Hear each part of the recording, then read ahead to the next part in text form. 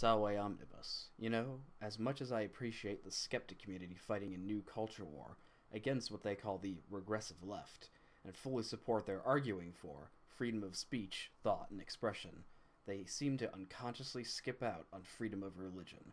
And while I don't think any of them openly support forcing people to become atheists, their immensely secular worldview is just a result of the new atheism of Hitchens and Dawkins. And this new atheism, as this video will point out, is just as much as a cult-like ideology as feminism is. This is Charles Darwin. The father of science.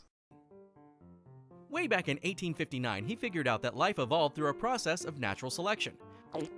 Thus disproving the existence of God. Then in 1976, this guy, Richard Dawkins, the son of science, took it farther with his book called The Selfish Gene. Richard said genes are selfish, not in a hogging all the cookies kind of way. Genes that selfishly keep their hosts, plants, animals, us, Asians, alive to reproduce, are favored by evolution. Then after many more books on evolution, Richard wrote The God Delusion. The Holy Spirit. Oh, I guess we're not doing that. Well, at least you've got your holy texts, and you made it look like it was given from on high, and gave it an angelic choir. That really shook things up. Turns out people wanted to use critical thinking to evaluate their religious views. Richard showed them how. Yep, before then nobody could evaluate their religious views in a rational way. And as for reason, it seems from the outset that Dawkins wanted to set up his criteria so that you have to evaluate religion based on his rules. Now, on a personal level, I believe that asking someone to use reason to prove the existence of God is like trying to fit a square peg in a round hole. You're asking for a rational answer to an irrational concept. It's the same as trying to rationally explain love. Yeah, you could explain it as a simple reaction of chemicals in the brain, but at that point the concept is rendered meaningless. Yet people don't contest that love is real. The same applies to God. To try and explain him away using science makes him meaningless, but does not mean he doesn't exist. Simply that his existence is independent of science. It was huge. How huge? That it founded a church? So huge that he founded the Richard Dawkins Foundation for Reason and Science. Oh look, he founded a church. In the U.S. Why the U.S.? Because the Russians would have thrown you out, the Africans would have laughed, and the Arabs would have killed you. Here's why.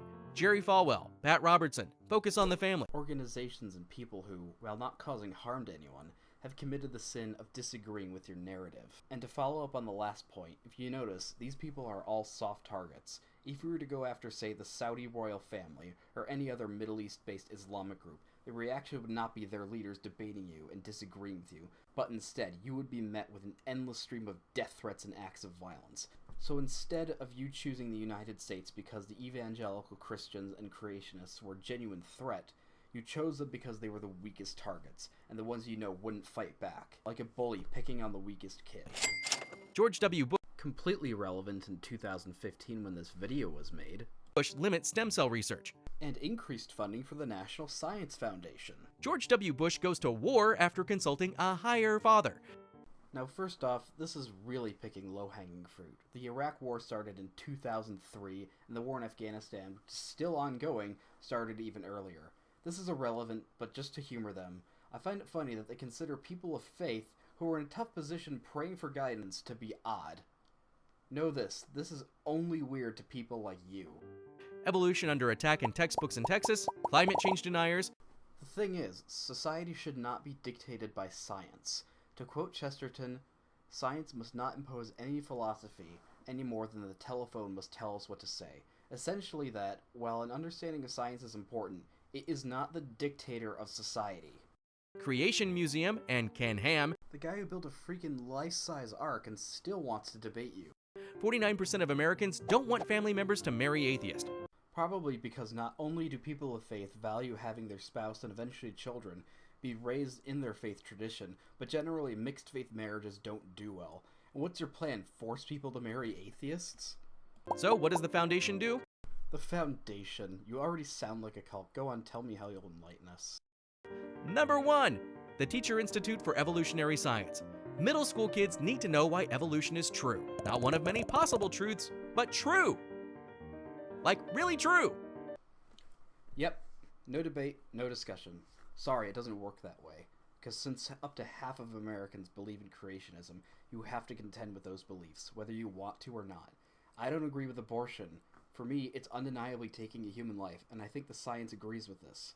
However, just because I understand it to be true, since almost half of Americans are pro-choice, I can't just shut down any debate or dissent. If you want your idea to be accepted, you have to convince people, no matter how scientifically based it is.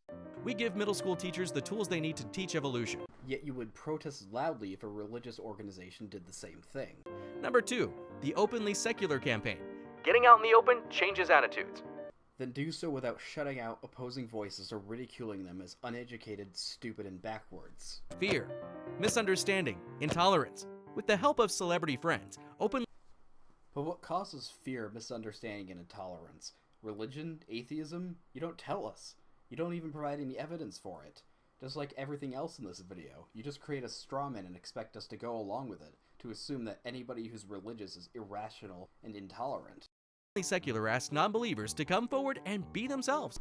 Which you can do. In America, we have freedom of religion. You aren't an oppressed group, and you won't be publicly shamed for being an atheist. You know what you will be shamed for? Believing in God and proclaiming it. It's then when people like you tell us to shut up and go home. Number 3, change the culture. How did we get from evolution to changing the culture? How do you do that? By proselytizing and pushing propaganda, of course, and demanding that society conform to your views. By sponsoring, commissioning, and producing plays and movies, helping high schools across the country put on Inherit the Wind, and working with Hollywood insiders to create openly secular characters. So you want to indoctrinate school children and demand that the media have token atheist characters, just like they did with gay people, women, and blacks. Wow, you're not really a cult anymore, you're just like SJWs. Number 4, global connections. And baby, are we connected! Over 1.8 million monthly website views. And there's over 2 billion Christians. Over 200,000 YouTube subscribers. Over 1.1 million Facebook fans. Richard has over 1.1 million Twitter followers. You know, if you're gonna argue for why people should join your church, I'd rather learn about what you preach, not how many members you have. And just for the record, this crazed lunatic with a podcast has more YouTube subscribers than you. Talk about spreading the word and making an impact. Spreading the word? Okay, I changed my mind. You guys are a cult. Want scientific literacy? They did. We do too. Want secular acceptance? Back to identity politics. We do too. Want critical thinkers? They did too? We do too. If you are one of us, be one of us. One of us. One of us. One of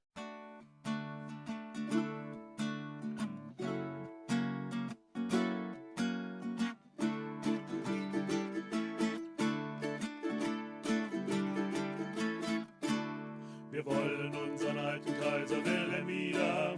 Wir wollen unseren alten Kaiser Wilhelm wieder. Aber den mit dem Bart, mit dem langen Bart. Aber den mit dem Bart, mit dem langen Bart. So schwärmten unsere Eltern von der guten alten Zeit. Sie liegt so fern und weit, die alte Kaiserzeit. Doch war sie wirklich besser, diese gute alte Zeit, als einst der Opa